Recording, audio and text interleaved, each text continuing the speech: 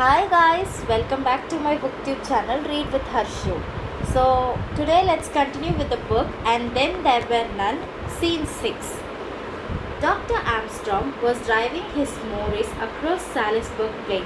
He was very tired. Success had its penalties. There had been a time when he had sat in his consulting room in Harley Street, correctly apparelled, surrounded with the most up-to-date appliances and most luxurious furnishings, and waited through the empty days for his venture to succeed or fail. Well, it had succeeded. He'd been lucky and skillful, of course. He was a good man at his job, but that wasn't enough for success. You had to have luck as well. And he did had it.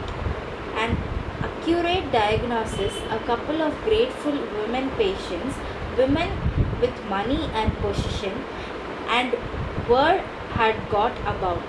You ought to try Armstrong. Quite a young man, but so clever. Pam had been to all sorts of people for years, and he put his finger on the trouble at once. The ball had started rolling. And now Dr. Armstrong had definitely arrived. His days were full. He had little leisure, and so on this August morning he was glad that he was leaving London and going to be for some days on an island of the Devon coast. Not that it was exactly a holiday. The letter had received had been rather vague in its terms, but there was nothing vague about the accompanying check, a whacking fee. These Owens must be rolling in money. Some little difficulty, it seemed. A husband was worried about his wife's health and wanted a report on it without her being alarmed. She didn't hear of seeing a doctor. Her nerves.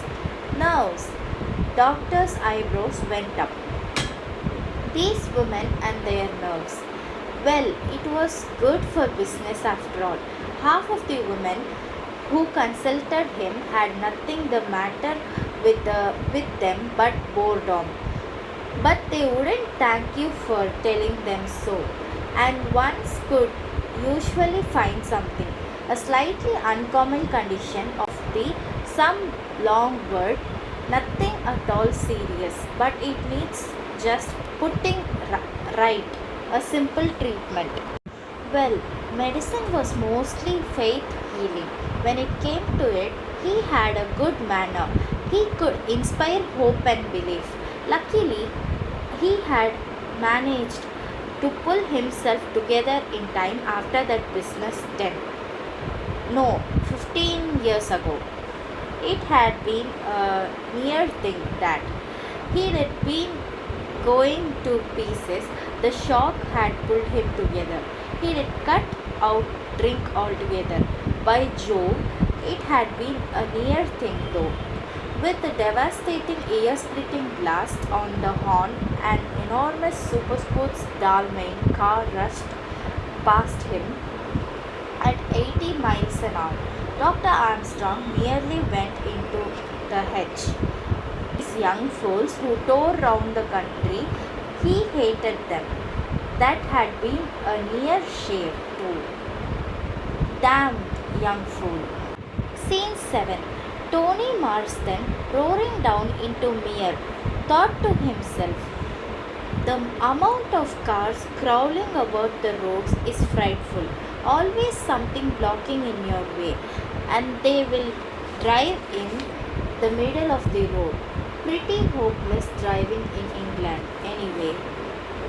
Not like France, where you really could let out. He stopped here for a drink or push on. Heaps of time, only another 100 miles, a bit to go. He'd have a gin and ginger beer, fussing hot day. This island place ought to be rather good fun if the weather lasted. Who were these Owens, he wondered. Rich and stinking, probably. Badger was rather good at noising people like that out. Of course, he had to. Poor old chap with no money of his own. Hoped they'd done one well in drinks. Never knew with these fellows who'd made their money and weren't born to it. Pity that story about Gabriel Tull having got to Soldier Island wasn't true. He'd like to have been in with that film star crowd. Oh well, he supposed there would be few girls there. Coming out of the hotel, he stretched himself, yawned, looked up the blue sky, and climbed into Dalmain.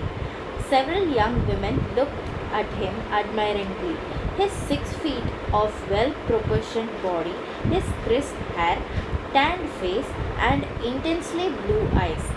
He let in the clutch with a roar and leapt up the narrow street.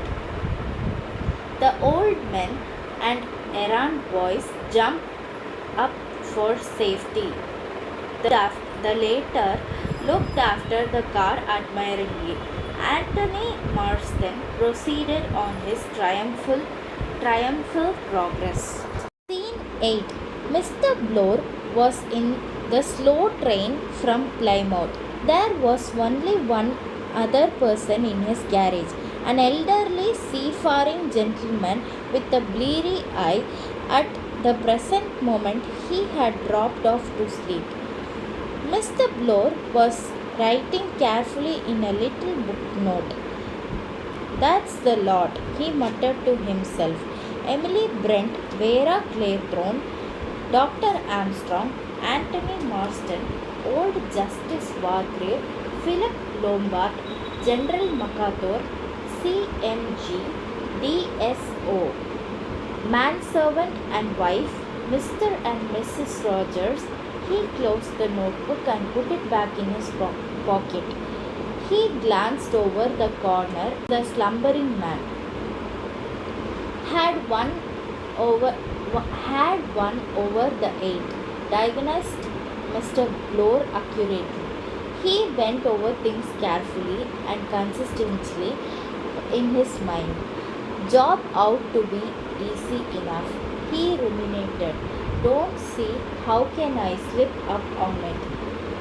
Oh, I look all right. He stood up and scrutinized himself anxiously in the glass. The face reflected was of a slightly military cast with a moustache. There was very little expression in it. The eyes were grey and set rather close together. Might be a major, said Mr. Bloor. No, I forgot. There is that old military gent. He did spot me at once. South Africa, said Mr. Bloor. That's my line. None of these people have anything to do with South Africa, and I have just been reading the travel folder so I can talk about it. All right. Fortunately, there were all sorts of types of colonials. As a man of means from South Africa, Mr. Bloor felt that he could enter into any society unchallenged. Soldier Island, he remembered Soldier Island as a boy. Smelly sort of rock covered with gulls stood about a mile from the coast. Funny idea to go build a house on it. Awful in bad weather, but millionaires were full of whims. The old man in the corner woke up and said, "You can't never tell a sea never." Mr. Bloor said soothingly, "That's right, you can't." The old man hiccuped twice and said plaintively, "There is a squall coming." Mr. Bloor said, No, mate. It's a lovely day." The old man said angrily, "There is a squall ahead. I can smell it." "Maybe you are right," said Mr. Bloor pacifically. A train The train stopped at the station and the old fellow rose unsteadily. This where I get out. He fumbled with the window. Mr. Bloor helped him. The old man stood in the doorway. He raised a solemn hand and blinked his bleary eyes. Watch and pray, he said. Watch and pray. The day of judgment is at hand. He collapsed through the doorway on the platform from a recumbent position. He looked up at Mr. Bloor and said with immense dignity, talking to you, young man, the day of judgment is very close at hand. Subsiding on the seat, Mr. Bloor thought to himself, he is nearer the day of judgment than I am. But there, as it happens, he was wrong. Hey guys, thank you for watching. So stay tuned for more updates and subscribe to my channel, and do click on the bell icon so that you can get notified when I post the videos. Thank you.